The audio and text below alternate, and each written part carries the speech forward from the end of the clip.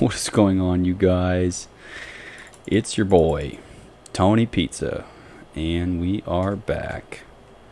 Third episode of this. I'm in a different kind of mood today. I don't really know how to describe it. You know, some days I just wake up. I don't actually. That's a lie. I don't wake up. I just have a shit ton more energy for whatever reason. Like for some day, I just woke up with fucking big dick energy out my ass. I could just fucking punt every homeless guy I walked into walking down the street.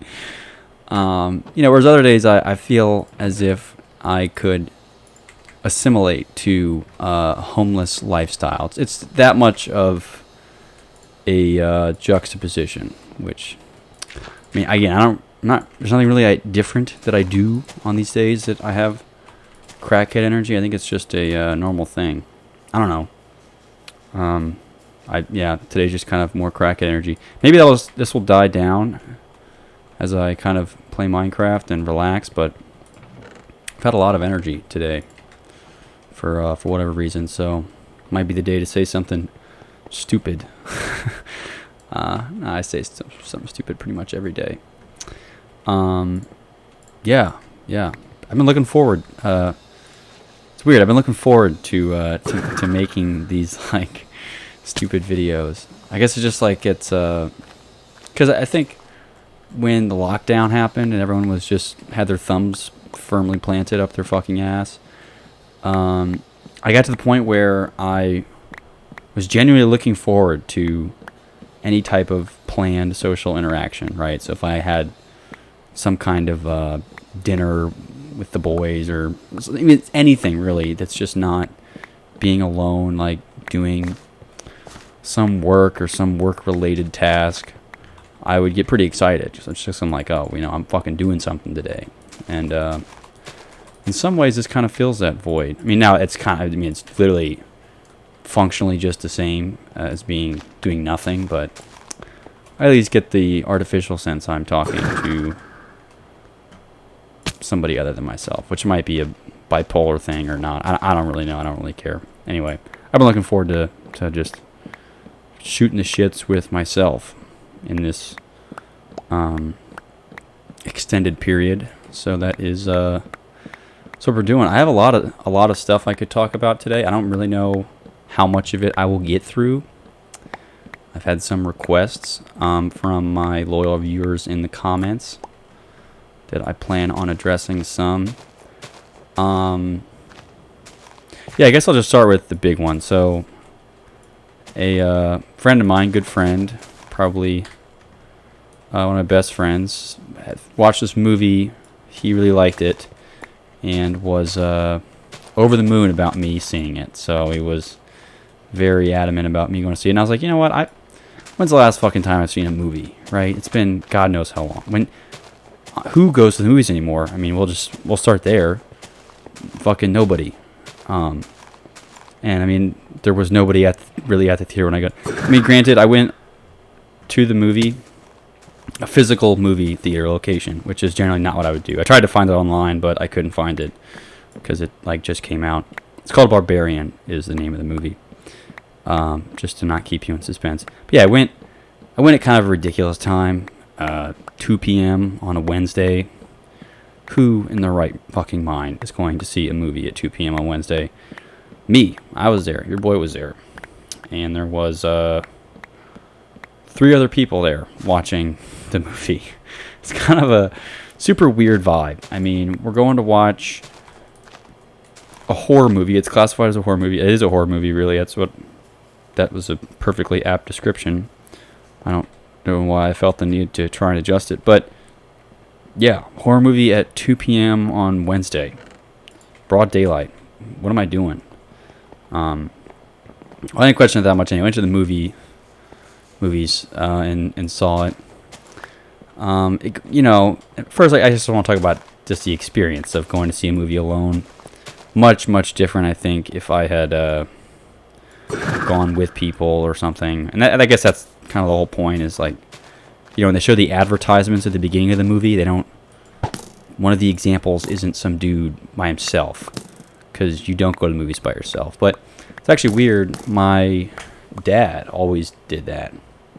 Like he's like an action movie guy. He, likes the fucking Tom Cruise movies.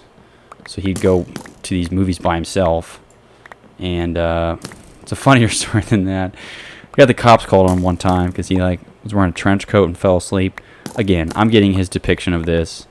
Don't know why he was wearing a trench coat. He's like, oh, it gets cold in there. Doesn't get that cold. I don't know why you need a trench coat. But anyway, yeah, he's wearing a fucking trench coat. And he's like falling asleep. You paid for the movie. Why would you be falling asleep? Like, you should be locked in. Like, I mean, aren't you? Time is money. Anyway, so he was falling asleep wearing a trench coat, and someone thought he was a suspicious character and ended up calling the cops on him. It was a whole funny thing. It's funny to me, at least. Probably wasn't funny to him when the cops were interrogating him. But anyway, yeah, he's a big movie theater alone type of guy. So doesn't super surprise me that it didn't seem that stupid of an idea to me, but still pretty strange going to the movies alone. Got some weird looks, I think, just walking in. Originally I got there early. I'm just the guy that always gets there early. Not to the movies specifically, but to anything. I'm generally the person that's there early. I don't know where that comes from, but that's just how I do it. But I got there and they didn't even open the doors yet. Like, I got there at 1:20 for a 2 p.m. movie. Again, why I was 40 minutes early. I'm not sure what I was even planning on doing. I think I was just doing nothing else, and I was like, I guess I'm just going to make sure I'm not going to miss the movie or something. They always start late anyway. I don't know why I was concerned, but got there at 1:20, shook the doors, and it was locked. I was like, what? And some guy came over and was like, yeah, we open in 10 minutes, buddy. I'm like, okay. Now I feel like a fucking chump. Not only am I going to the movies by myself, but now this guy is aware that I'm at least, it was the first movie that was starting, was at 2, so he knew I was there for that movie. I hope he thought I was and wasn't there for the 4 p.m. movie. Anyway, he was like, who the fuck is this guy showing up 40 minutes early for a movie? Anyway, besides the point, another weird thing there, on the way there, some lady ran into me. I'm in New York City, by the way, just to put it all in context. So that's where this is taking place. Some lady ran into me and was like, she was foreign. So it wasn't like, I could tell right away she had an accent of some kind, but she goes, oh, do you know where I can find a McDonald's? So I was like, oh, yeah, McDonald's. There's one probably 15 streets up, something like that. And she goes, oh, okay. And then she begins to describe a hot dog to me, to ask where she could find a hot dog. So she's like, this is all in an accent. I'm not going to try to impersonate her accent just because it's going to be bad, but I would imagine it's Australian or English. Again, I wouldn't be able to give you a great impersonation, but she's like, yeah, it's got bread, and then there's meat, and then there's a cut, and I'm like, bread, it could be any number of sandwiches. And I was thinking to myself, what would she not be familiar with? I mean, I can't say that I have a great idea of something she wouldn't be familiar with. And I was like, oh, must be a hot dog. So I was like, oh, a hot dog. And she was like, yes, hot dog. Where can I find a hot dog? And I'm like, okay, so you're asking me where there's a McDonald's or a hot dog. And I wanted to just be like, lady, why do you want McDonald's or a hot dog? That's not the food to eat. It's not the food to eat here. You could look dozens of any other place that you could go is going to have better food than McDonald's or a hot dog. But anyway, I just pointed her in the direction of some food truck that a lot of them have hot dogs, but weird. I didn't understand that. Why would you be interrogating? I mean, plus it's if anyone's walking up to you on the street, I just assume they're a homeless person asking me for money, and I immediately distance myself from interacting with them in any way. I'm like, buddy, fuck off. I'm not going to give you my money. But instead she was asking where she could find a McDonald's or a hot dog. Anyway, really weird scenario with that. So I guess I'll just kind of leave it at that. Anyway, so now my thoughts on the movie. That's the whole point of me starting this entire thing was the movie. So in order not to keep you in suspense, I'll start with my rating, and then I'll justify from there. Just so the one very specific person who's watching this isn't getting blue-balled, which I realize is what I'm doing right now. So I'm just kind of purposefully blue-balling him into waiting to hear my response about the movie he suggested for me. I'm such an asshole. Anyway, so I'll put it in perspective. The best movie I've ever seen, I'm not sure what it is because I don't keep track of that type of thing. But I would say on a scale of 1 to 10, the best movie I've ever seen is probably a 9. Because I think even the best movie I've ever seen is still like... I'm not a movie guy. I don't like movies. It's just not my thing. I don't like sitting down for 2 hours. It's just not... Like, it seems like... I don't know. I'd just rather be... Not a movie guy. That's I'll leave it at that. Not a movie guy. Anyway, best movie I've ever seen is a 9. I give this one... In the environment that I saw the movie, so this is alone at 2 p.m. on a Wednesday with 2 other people in the theater, I'm going to give it a 6.5 out of 10. Granted, highest rating is a 9. And I think in the right environment, it's a 7.5 movie. I wasn't super emotionally invested in any of the characters. I think that was part of what plays against it a little bit. I think there's probably more that could have been done to make them. Again, I wasn't really emotionally invested in any of the characters. That's part of the reason. Yeah, so I have a bunch of notes here off screen. So if I sound a little more structured, it's because I am. Anyway, so I actually like the acting. I thought the acting was good, solid acting. I like the characters or the acting themselves. I didn't you didn't love any. There wasn't like a character you're like rooting for. Or maybe I don't know. I didn't feel like that was a central theme. I wasn't rooting for anyone in particular per se. So yeah, I thought the acting was really good. It's a little bit dramatic, especially like in the beginning. Like I realize they're trying to set the stage here for a scary movie, but it seems a little forced, right?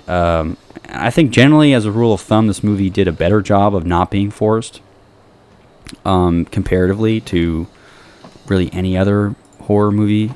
But I still think it was just a little in the beginning, especially, is the one that got me. Like, for example, also. Title of the movie is Barbarian. If you're gonna watch it, if you're thinking about watching it, I'm gonna spoil the fuck out of it. So don't.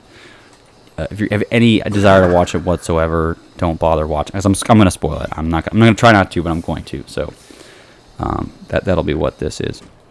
But yeah, even in the beginning, like she gets all riled up, or all like stressed out, or I realize you're in some weird part of Detroit. It's dark, but like it just seemed a little fake, a little too dramatic.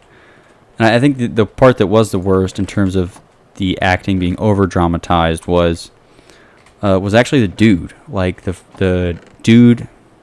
And I'm not trying to use a bunch of character names here to, again, if you did want to watch the movie, I don't want to completely ruin it in that sense. But the guy's like I realize he's trying to act awkward, but it's one thing to just be normal awkward. This guy was being like absurdly forced awkward. I think naturally he's not a really awkward guy, which is hard for him. So perhaps they should have cast somebody who was naturally awkward, but could act through it. This guy tried to be awkward, but he wasn't awkward. But he was like, it was still awkward. It was just very forced. As someone who is no stranger to awkward situations, it didn't seem naturally awkward, if that makes any sense. Because that's kind of meta, but that's the sense I got. I was a little forced on the awkward side of things. And again, I thought it was, in a larger sense, the whole movie itself was a step towards more realistic horror. But again, still got some. I'd say it's a step, not a leap, right? Some direction still to go. In terms of a realistic horror that I felt I wasn't like, oh my, I wonder what's gonna happen next. Because a lot of it, you watch these stupid horror movies. It's like, of course I know what's gonna happen. The protagonist is gonna make some absolutely head-ass call, and then everyone gets killed, or there's the monster. Whatever it is, it's always something unbelievably stupid. And now that wasn't the case as much in this movie, but I still think there's a lot of logical gaps that they just missed.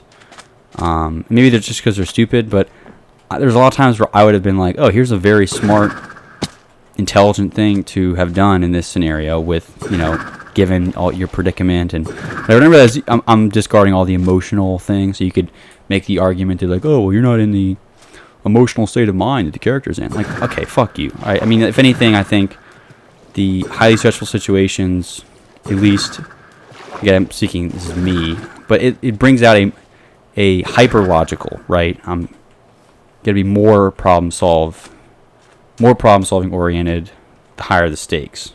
You don't just, like, get all stressed out and fall apart, right? That's terrible. Anyway, there were some times where I was like, there's some serious logical gaps here. There's 1,000 other ways to do this. The third part I thought was the dumbest, and I don't know if it's just like the environment that I'm used to, but like they spent an awful long time like worried about where they're gonna sleep the first night. Like, who just fucking sleep on the floor? Who cares? Like, you're in Airbnb. It's not your house anyway. It's not like you're gonna be comfortable. And then the other thing is, like, she said she was germaphobe about the sheets, but the guy's like face fucking the sheets. Like, what? Okay, that is. She had to go wash them again. Like, you know what I mean? Why would you even? It seemed a little weird. So, like, if I was a girl and I was really just germaphobe about clean sheets, like, why'd you having the guy fucking tongue fuck the sheets? You know what I mean? And also, I thought it was just kind of weird. I mean, I think everyone in the audience kind of expected them to, do the deed, but they didn't. So then, that was like the first thing of more realistic, where I felt like the truly genuine awkward encounter was when they were like about to go to bed, and the guy's like, "All right, well, I guess good night, I guess." Yeah, it's like that. That to me was a naturally awkward. Like that's kind of how it would have went down for normal people and not people in a Hollywood movie. So anyway, I thought that was that was a job well done. Yeah, I felt generally that first guy was an inconsistent actor, right? I feel like at times I could really tell that the guy was acting like a motherfucker. He's acting his ass off in that sense, not like a hooligan, but I could really tell he was acting. I think the point of acting is to make it as subtle, if unnoticeable, as possible, and that just wasn't. To me, it wasn't super great at that, but at times, other times I thought he was fine. The part that I think, the part that I thought was nice was the realism of. I realized that they were probably making some meta commentary on the guy accused of sexual assault. Like, that guy to me was also probably the most. Again, I'm gonna say the relatable character here, but not relatable in the sense that I have any experience doing what the guy did. What I'm saying is I meant relatable in the sense that the guy said fuck like every 2 words, right? And then was like clearly making like all these super, right? Because I realize he's kind of a one-dimensional guy. He's like really selfish. He's after himself. He's like sexually aggressive. But I felt like that was, obviously the director, whoever has made the story had intent behind that guy to like be no one's rooting for that guy because it's a scumbag or whatever. But I also felt like they did a pretty good job of that guy playing his part. And I guess on the topic of being one-dimensional, pretty much all the characters are one-dimensional, right? You didn't really see a whole lot of growth in anyone. There's no, like... Yeah, there was a challenge, but also the challenge was also one-dimensional, right? It's not like they're having these complex problems and there's any type of noticeable growth or change in any of them at any point, really. Which, again, I realize horror is not really a...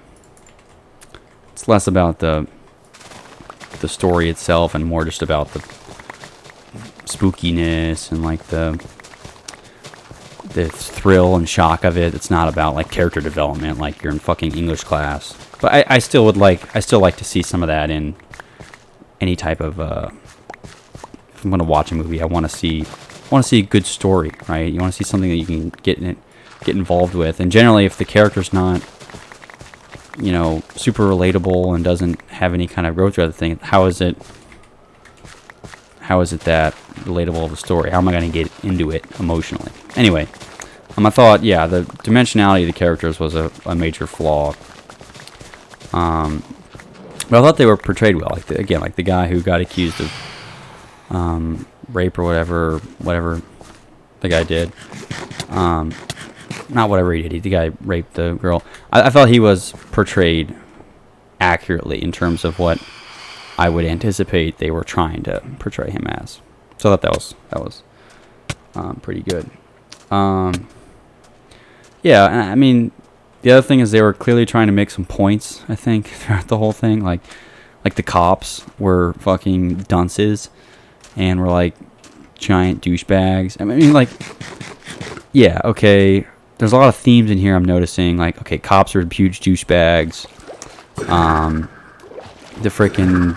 This business guy who's made a bunch of money in some company or some role or whatever gets accused of sexual assault. He ends up being a scumbag. And then, like, you know, the creative film girl, whatever, is like the hero protagonist who, you know, comes up, whatever, who's apparently fucking can't die. You know what I mean? Like, fucking, she ran around with a bullet wound for fucking, like, 40 minutes of the movie. Like, or, I mean, it probably, movie real time, probably like 4 hours worth of running around with an opened wound with a bullet. You know, movie time is still like half the movie. She's got a fucking bullet in her side. Just unrealistic in that regard. But yeah, so making some clear points about what, you know, some characters fit into some very stereotypical roles, which is generally not something I like to see because I'm, you know, a contrarian, I suppose, in that regard. Yeah, and I also felt like the location. So everybody, it seems like people are familiar that is a bad location. I mean, they have a homeless guy, you know, who, first of all, come on, really? Like, it's pretty shallow just to kill the homeless guy. Fucking, the guy didn't do anything, right? He didn't even, like, you know, if you're going to kill somebody, you know, I feel like they should have put some more effort into the, you know, at least establish some kind of grounds with the guy, you know, like some kind of backstory. But then, like, unanswered questions. Why is he even living there? Like, he's homeless. It's not like he has to be there. Just leave. You're homeless. Like, you're living. I mean, what could he be leaving there that's so valuable? Like, what is he? The whole reason he's going to stay there was just to, like, warn people of it. But then at the same time, like, why? You know, did he lose his family to it too or something? I mean, you know, like, unanswered questions like that. Like, you know, that could have been something they could have addressed. He could have a good reason to be camped out there instead of just being this dude who comes in trying to be a good guy and then they kill him. Like, you know what I mean? What the hell? Pretty stupid. Yeah, I think you missed something there. What I did like, though, what I liked a lot was the kind of the unresolution of certain plot lines. Like, so they're down there in the spooky area. And again, I realize if you haven't watched the movie, I'm speaking fucking Chinese right now. So if you want to watch the movie before, you can. Otherwise, just kind of try and assume the best you can about what the hell I'm talking about. Anyway, they're down there, and then they immediately cut to a completely different scene. Totally different setting. Not even close. Totally unrelated. And I was like, oh, this is kind of nice. Like, I like that. I thought that was cool. Or it's like they have some unresolved business in the catacombs, or whatever the hell you want to call that. And they cut to a totally different plot line. And it's kind of nice, because it kind of throws you for a loop. And then at the same time, in the same vein, they just kind of randomly butt in the old historical piece, where it's like, they're in the middle of, they're, following that tall guy around, when he's like grocery shopping and shit. Some problems there too, actually, if I can address the tall guy. Why? Again, would have been a great time to have some more plot. Like, why'd the guy do what he does? I mean, is he just a weirdo? Is that like, yeah, okay, he's a weirdo, but like, generally, especially in, you gotta establish some why in there. Like, yeah, okay, the guy, again, he's just kind of one-dimensional. Same with the guy who's the rapist. It's just, he's a one-dimensional character. Douchebag all the way around. He always acts like a douchebag. Never, at no point did you ever think he was gonna, at no point did he change, or you even thought he was gonna change, right? There's no development. So there's no, like, he even had opportunities. They gave him fucking layups, and he didn't change at all. Same with the big daddy dude, or whatever the fuck you call him. Again, I'm giving horrible analysis, or the language I'm using here is not, I think, doesn't give it really justice in terms of what's going on. But still, again, what's going on? Why do they do that? Is there some traumatized past? Is there some, did he have a wife and she died? What? It's like, I feel like there's a lot more they could have, brought it up. No, it's pretty,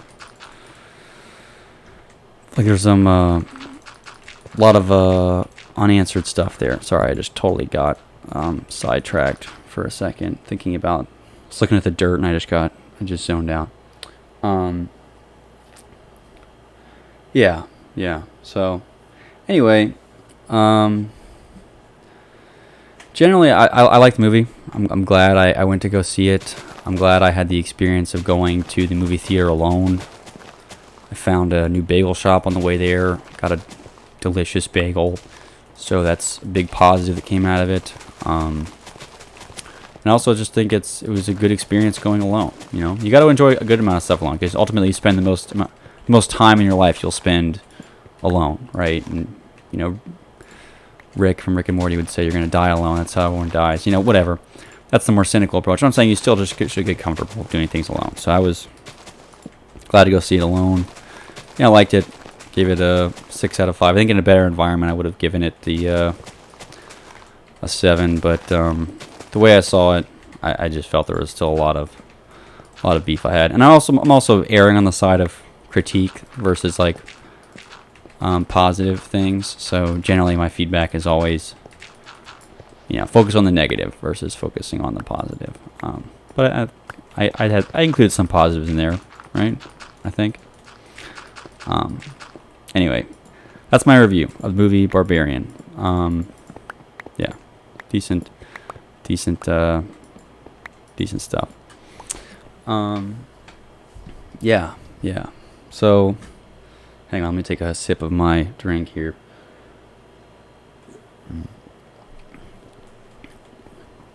Something else that I think is funny.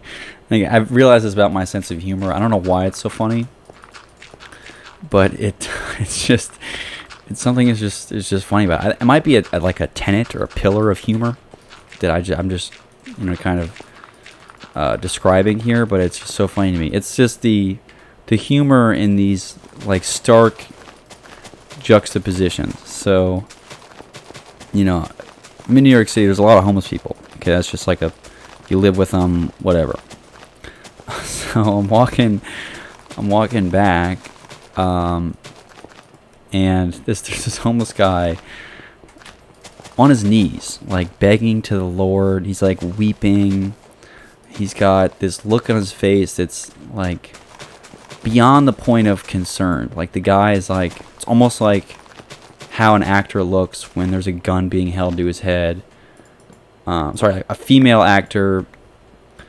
Okay, let me set the scene. It looks like, and again, try to imagine this the best you can.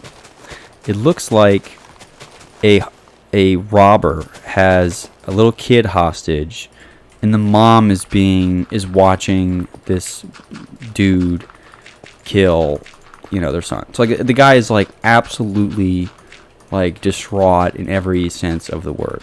So this homeless guy's there just with this look on his face. He's got no front teeth. He's missing both his front teeth, which again, that's kind of par for the course. No offense to the homeless population, but most of them don't have front teeth, or much teeth at all for that matter.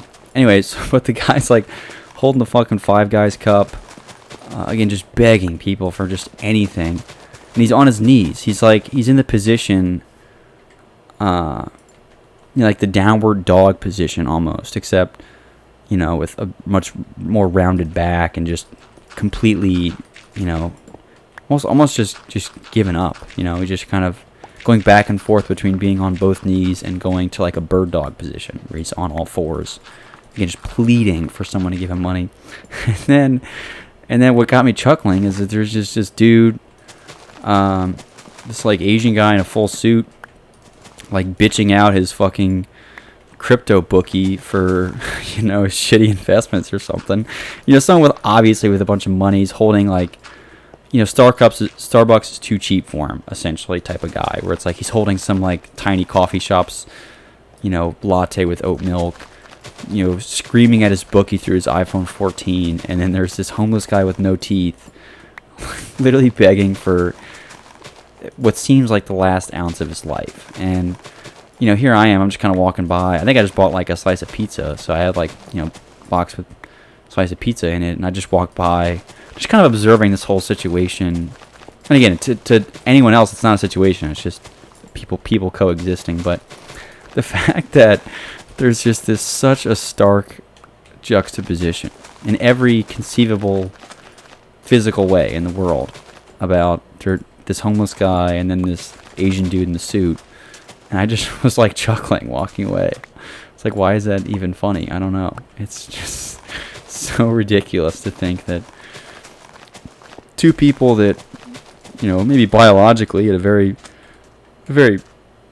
elementary level are the same. They're both human. They have brains. They have for the most part all their organs function just fine.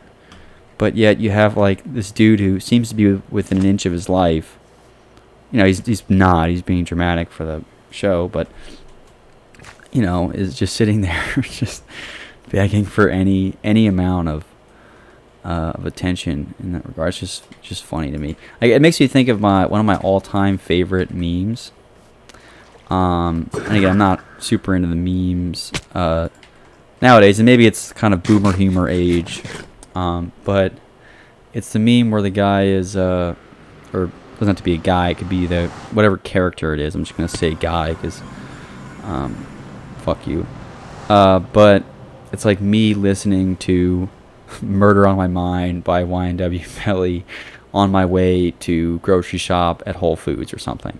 And it's like this dude who's just like this little small grin on his face. Meanwhile, like the song is about just absolutely sawing somebody's heads off with a fucking pencil, and you're just there going to get oat milk for your lactose intolerant dog or something, and it's just this stark juxtaposition between these two polar opposites, but they're coexisting in a sense. In the same way the homeless guy is on the same street at the same place at the same time as this Asian man in the suit screaming at his crypto bookie. Yeah, I don't know if it was crypto bookie. I'm just making it up. Could have been anything. But they're at the same time. At the same time, they're at the same place. On the same street, feet within each other, but they're existing all the same. And there I was too. In the same way that here's a rapper talking about killing someone in cold blood. What you would think is a emotionally jarring and a pretty robust experience, for lack of a better word. It's just, you know, it's what you listen to on your way to work. Or the way to get, on the way to get oat milk for your lactose intolerant dog or your fucking lizard or something. Whatever stupid pet that, I don't know what pet rich people have, but something like that is just so funny to me. So, I don't know. Yeah, something else. Again, it's not, doesn't really fit into any of this. This is just something I jotted down at some point. Cupcakes. The fuck is wrong with what's the deal with cupcakes, right? I realize I'm coming out of nowhere with this, so just bear with me for a second. All right, okay. So let me differentiate here. Not all cupcakes, right? There's a big difference. We got the very small. So if we're gonna go size here, these are your like 1 inch tall cupcakes. Not a problem. Easy. No worries. Those are one biters, right? You toss those things in whole. That's how they're meant to be eaten. No one has a problem with those. Those are fine. We're gonna go with our standard cupcake. Those are like 2.5 inches tall, maybe. Generally not one bite worthy unless you're ambitious. I'll be honest. Generally for me, those are 2 or 3 biters, right? If they're pretty pathetic, 2 bites, they're in. But even that, like consider the kinetics of your jaw while you're eating that cupcake, right? You gotta open up pretty big, right? It's no fucking joke. You gotta get your jaw open to take a bite of that thing, because it's, 3 inches. Even maybe 3 inches, not that much. 3.5 inches. It's not. How big is the opening of your mouth? It's not like you can just. It's not like a grape where you can just kind of toss it in. You gotta kind of, prepare and open up so you're not snorting the fucking icing. You know what I mean? So it's like you have to coordinate that a little bit, right? So there's some more challenge there. My big issue, the reason I even wrote this down, the big ones, the ones that are like 5 inches. How are you supposed to eat those? Okay, so you have a few options. You could cut it with a knife or a fork. Okay, what's wrong with you? Like, that's the whole point. Like, you're defeating the point, the whole point of a fucking cupcake. Or you turn it sideways and eat it like a fucking psycho, but then like you risk losing all the icing, like falling off or something, so you can't do that. But holding it straight up and biting into one of those enormous cupcakes, and muffins I'll put in the same category, although muffins is less complicated with the icing. You can kind of get away with shoving your nose into a muffin a little bit, because it's normally not something that's, you're not going to do any damage there. You're not going to have to be digging strawberry icing out of your nose because you bit into a muffin too hard. There's no icing. But cupcakes, why make them that big? How am I supposed to eat them? Right? Do I cut it at the midsection and then put it on top so it's a sandwich and I lose but then just make it the sandwich, make it like a cup cookie or whatever the fuck you call those. But why make these enormous fucking cupcakes? Mind you, I didn't actually even buy a cupcake. I just saw it in the bakery, and I was just pondering the actual biomechanics of me eating that cupcake. I would have had to dislodge my jaw to not get my nose in the icing, or just take such small bites, or eat an entire bite worth of icing. Which again, why that's the whole point is to get a solid collection of the icing and the cake, the same way you get with the little mini ones, the little one-biters, right? So who the fuck came up with these fat, enormous cupcakes? Why? I mean, what a stupid... I don't know. I just felt like ranting about the design of that, the big cupcake specifically, right? Just doesn't seem practical. Like the other ones that are, smaller and more fun, because your little birthday party, it's the one you get in the plastic boxes, and you can, it's kind of funny if you get that on your nose. But if you go to a bakery and you face fuck a freaking muffin, in public, you're not, you don't eat those. Generally, you don't see those huge 6-inch tall, 5-inch tall cupcakes at birthday party. You see the little ones you buy in bulk from Walmart, right? Those are the ones you eat. And that's an okay scenario to get icing on your nose and kind of look like an idiot and You know, those are the ones that turns your fucking mouth blue, because, you know, the icing is just a bunch of food coloring. But, you know, if you're getting one of those big cupcakes, you're at like an artisan shop, right? You know, maybe you ventured away from a scone for a day at your local coffee shop, and now you're eating a cupcake because, you know, you had a bad day or you hate yourself or something. I don't know. But now you run the risk of being, you know, in a public place, you know, trying to face fuck a absolute disaster of a creation that's just not meant to be eaten. I mean, like, again, there's probably some ways you could, there's probably a bunch of ways you could eat them, but all, like, none of, you either look like a wacko, you know, cutting your cake or taking some weird bites, or you're kind of like getting inconsistent bites. You eat it from the bottom or eat it from the top. Like, how stupid do you look, you know, mouth open, face down, trying to like vacuum up the top of a cupcake?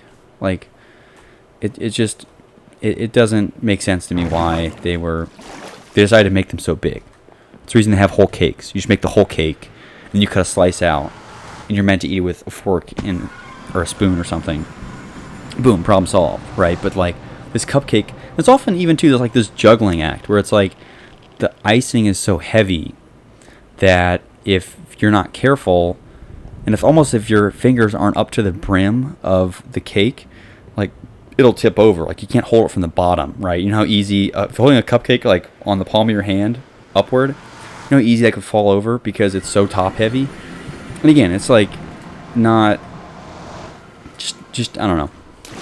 Design of cupcakes, the big cupcakes, the smaller ones I have no problem with. Even the 2-biters, the ones you get, you know, at the birthday party, I don't even have a problem with those. I think those are fine, right? Those are supposed to be, I mean, it's not good anyway, but like if you're gonna make this artisan cupcake at a fucking shop and, you know, make icing that's like denser than lead and then expect people to eat it looking normal, you're a fool. I don't know why I wrote that on my list and I just talked about it for fucking 10 minutes. I don't know why. But yeah, that was something I wrote down on my list. So pretty ridiculous. Yeah. So yeah, I guess this other thing is on the same vein as kind of the juxtaposition stuff. So another thing that just made me kind of chuckle. Again, I'm probably fucked up for laughing at this, but you know, there's a grassy area on walking back from somewhere, and I think that's just, I have a lot of people watching opportunities living in New York, so that's just often what I do. I'm kind of always a people watcher, just observing and kind of psychoanalyzing, you know, microscopic, meaningless bits of activity. So I do this often. It's not like it's a weird hobby of mine, but I think it's normal enough, you know, to not be called out for it. Anyway, so I'm walking back. There's a patch of grass, and there's this the guy mowing the grass. There's a guy mowing the grass on like one of those sitting lawnmowers, like the ones that dads get once they can't push the lawnmower anymore. They get the sitting lawnmower. Anyways, this guy's sitting on. The guy's like ancient, like actually ancient. He's like, hair is past the point of gray. It's white. It's like the white hair. It's a guy that you would look at and go like, he's either retired or he's a professor, essentially. Like, what are the occupations? Is it okay to have like wispy, cirrus cloud level white hair? None. Like, what? No, you're retired or you're a professor because you, again, are some expert on anteaters or whatever the fuck. You know, this guy's like working a manual labor job. I thought those guys died, you know, well before they got those wispy white hair. But you know, it was funny to me that, you know, I'm gonna use this kind of ironically, but we live in a society. Sorry, I had to sneak that in. We live in a society that is trying to squeeze every last ounce of productive energy out of our people. That this guy with ancient wispy white hair, like honestly nothing left. I'm not gonna just focus on his hair, the guy looked decrepit, like liver spots. I mean, the guy, I hope he's healthy, right? I'm not, wishing ill upon him, but he looks like he needs to be on a beach or at church or, looking half alive at his grandson's t-ball game, right? Doesn't need to be doing manual labor, cutting grass. But here we are, just collectively as people, squeezing every last ounce of productive work out of this guy. And I was like, man, like that's kind of wild that this guy who can, I imagine he can barely walk. That's why he's on the riding lawnmower. And he's almost to the point where he's so old, like his mouth perpetually hangs open. You know what I'm talking about? Where you're so old that, like, I don't know if it's your jaw muscles are so weak or something, but your mouth is just kind of dangling open, right?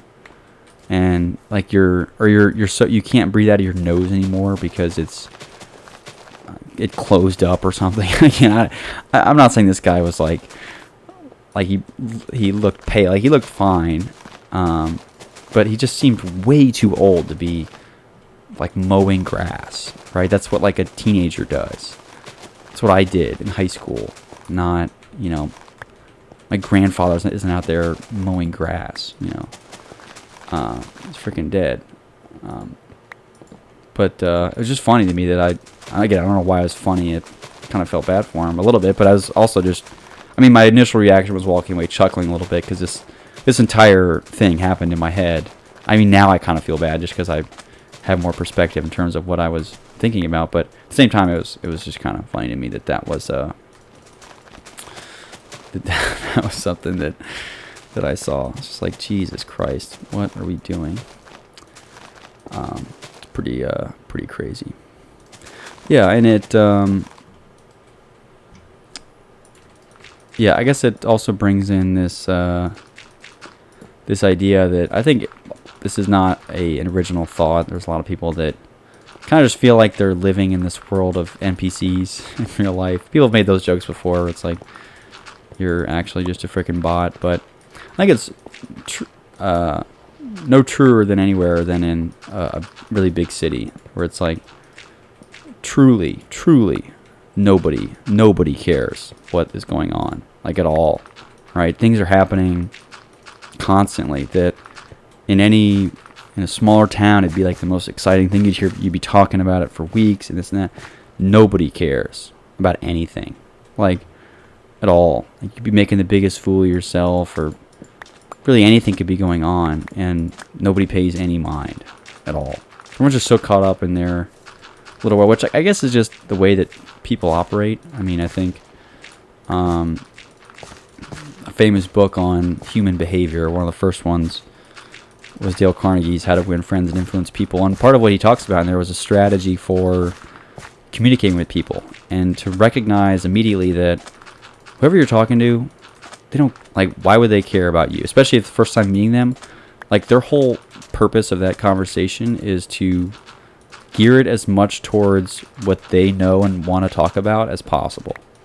So to be easy to talk to, just talk about them or wherever they go, right? Just follow them because they want to talk about themselves. They don't care about anything. And I guess in a more apathetic way, that's just what's going on around us all the time, is that everyone's doing their own thing. Nobody really cares. So I guess it also plays into this idea of like, because we all have this importance on self-image, but think about it. If everyone has importance on their self-image, nobody cares about yours, right? Like, so how important is it that you are seen as this or that when everyone's worried about themselves anyway? So you're, kind of fighting a losing battle, being this like, oh, I'm important, I gotta be important. No one cares if you're important or not, or they're worried about themselves. So it's like, why bother? In some ways, it also just ruined conversation to me, in the sense that now, anytime I'm talking to someone, especially for the first time, like my friends is totally different. I think that's a whole other different discussion. But people that meet for the first time, I'm just like, kind of just thinking about, okay, what percentage of them is them just talking, like bringing everything I say back to their point, whichever is what else are you supposed to do, right? You're meeting someone for the first time, you have to make impression and learn about them and stuff like that. So you want to obviously give them ample opportunity to talk about yourself. So in that sense, it's like selfish, but at the same time, generally, as a whole, everyone views being selfish as a bad thing. I think it's something we could get away from, is thinking everything selfish in every sense is bad. So like if someone was truly selfless, they never talk about themselves or only ever worry about what helping the less fortunate or something. But like that quickly runs into nothing, right? I mean, how much can you really not be selfless? Like, where do you draw the line, I guess, is the other way to phrase that. And there's a longer discussion on this, so I'll have to probably pinch it off at some point. But like, where do you draw the line? So would you say like, how much do I need to eat before I have to give my money or food away to someone else that needs it more than I do, right? There's always going to be someone that is in an infinitely worse position than you in some way. So unless we're able to automate and like hyper efficient size, for lack of a better word, like the purest form of communism, there's always going to be inequity. People are like, oh, I'm fighting inequity. Okay, but that's literally like you can dedicate your entire life to it, and like you really, in the microscopic sense, you've made no progress. And even in the macroscopic sense, what progress could you have made, right? If I spend all my money and time and everything helping out the less fortunate, well, now there's a new less fortunate. And in some ways, you're just moving yourself closer to the less fortunate. And it's just, it also boils down to this idea of like, shit's not fair. Just like, suck it up. A lot of stuff's going to suck for a lot of people. And, don't purposely fuck it up for other people. But in a lot of ways, you got to, if you want to, even enjoy your own life, you got to put yourself first at some point, right? So in conversation, I don't think you should feel bad just talking about yourself.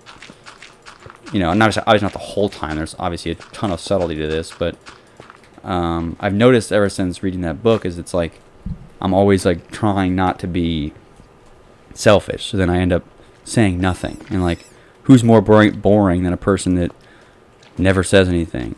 Like those people suck. They just sit there and stare at you, or they just ask these random ass questions. Because that's the whole point. Is really conversations are two people barking at each other, eventually finding something similar, right? They know the same person, or interested in the same this, or they invested in the same pump and dump crypto that you did or something.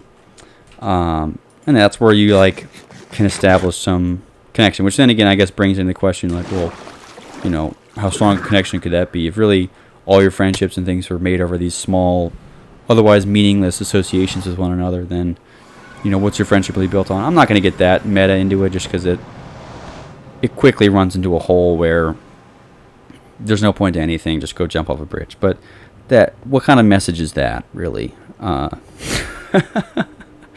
Right? You could follow the logic down to its base zero value, and you're going to lose everything. So at a certain point, you just have to stop and just accept things that are. Because again, where do you draw the line? That's a question that I run into a lot, just thinking about things. Where do you draw the line? You could draw. I mean, you could draw it anywhere, and people can just sit here and argue about where the line is. But you have to draw the line somewhere. So when is it selfish and not selfish? And in very black and white cases, it's always a stupid question, right? But I'm not talking about those cases. I'm talking about in a summation of all the cases of the option to be selfish or not selfish. Where do you draw the line, right? Between helping yourself and helping someone else, or talking about yourself or talking about someone else. And you ultimately, there's this balancing act. I think that's pretty much what everything boils down to. It's a balancing act. So anyone that really says anything with certainty that it's always this way and this and that, and there's, you got to get up at 6. If you don't get up at 6 in the morning, you're a loser. that guy's a moron. Okay, what, you really think you have all the answers? Like, again, I probably said this earlier, but like, who are you, right? You don't know anything. I don't know anything. No one knows anything. Don't ever, it's nice to have these very conclusional answers to things, and that's the way it is in school, is that there's these like conclusional answers where it's like, all right, good, I'm done with that problem. Let's on to the next one. And as someone who likes solving problems, like, I think like that a lot, where it's, okay, good, I'm done with that problem. On to the next one. It ain't like that. Like, you can't strategize to that extent in just your day-to-day life, because again, you're going to get to a point where it's like, well, I need to, like, I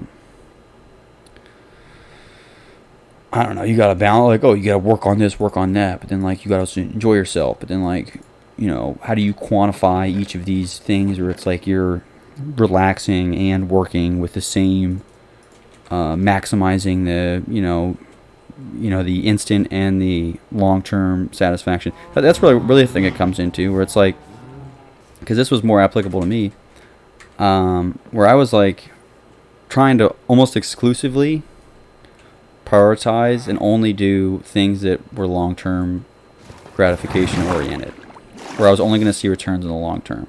So I would do almost nothing that would benefit me in the short term, like playing Minecraft. It's a very short-term gratification thing, but it's something I would not let myself do. And like, yeah, you can't really define long-term or short-term that black and white, but it quickly runs out of control, where it's like I'm only doing these long-term, and like there's nothing you look forward to even on, like, at all. Again, there's a lot more discussion that goes into this, and I don't have all my thoughts together on it per se, so it's not super fruitful at the moment. But I still think that balance is the answer, in the sense that that's not a satisfying answer, and that's not, there's no answer searching. Like, that's not the point, because there is no answer. No one knows anything, so especially you and especially me. So yeah, I don't know, very interesting idea between this what am I need to do? Strength, that's right. Between, like, at least for me, was dealing with this long-term versus short-term rewards, where I was like, you can't just completely sell out for long-term rewards and do nothing that benefits you in the short term. Because even to the point where, like, I'm, like, you're not even eating really. It's like, well, if you get into ketosis, you're burning body fat. It's like I don't know. There's like a whole logic thing here that I'm just gonna glaze over. I'll probably talk about it later, but either it's a slippery slope. It's never a good idea to box yourself into any kind of way like that. So, yeah. Anyway, I'm gonna wrap it up here just because I'm at time. I've been looking at the clock like every time I trail off or say something stupid. It's just because I looked at the clock and I was like, oh shit, I'm nearing the time. So I don't want to unbutton another huge topic just to have to pinch it off midway through when I'm finding some satisfying conclusion. Anyway, I'm gonna close it off here. Leave some comments of something you want me to talk about, or a question you want me to discuss, or something. I'm always down for those. Let me know if you enjoyed it, and I will see you guys next time. Peace out.